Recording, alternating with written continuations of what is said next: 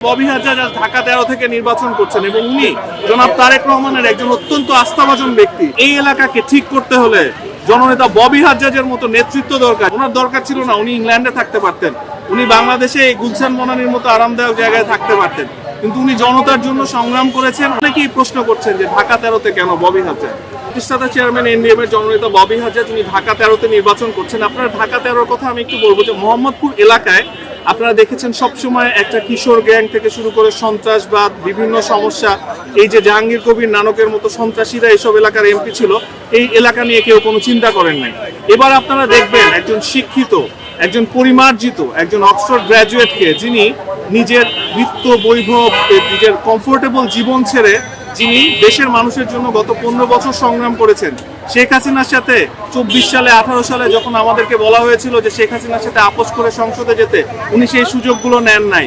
উনি আজকে নিজের যোগ্যতায় আল্লাহর রহমতে এই পর্যায়ে এসেছেন এবং উনি ঢাকা 13-তে নতুন কিছু একটা উপহার দিতে চান। অনেকেই প্রশ্ন করছেন যে ঢাকা 13-তে কেন ববি হাজ্জাজ? আমার উত্তর হলো ঢাকা 13 একটি ডিফিকাল্ট এরিয়া ঢাকার, এবং এই এলাকাকে ঠিক করতে হলে জননেতা ববি হাজ্জাজের মতো নেতৃত্ব দরকার, যিনি দেশকে একটা নতুন, আমরা বারবার বলছি সংস্কারের কথা, নতুন নেতৃত্বের কথা। নতুন নেতৃত্ব কারা দিবেন? নতুন নেতৃত্ব দিবেন এমন অভিজ্ঞ মানুষ, এমন নলেজেবল মানুষ, এমন শিক্ষিত মানুষ, যার ভাষা সুন্দর, যার কথা বাচনভঙ্গি সুন্দর, যার একটা প্ল্যান আছে এবং যিনি মানুষের জন্য ভালো কিছু করতে চান। ওনার দরকার ছিল না উনি ইংল্যান্ডে থাকতে পারতেন, উনি বাংলাদেশে এই গুলশান বনানীর মতো আরামদায়ক জায়গায় থাকতে পারতেন, কিন্তু উনি জনতার জন্য সংগ্রাম করেছেন। উনি জুলাই যোদ্ধা, জুলাইয়ে ওনাকে গুলি করা হয়েছে।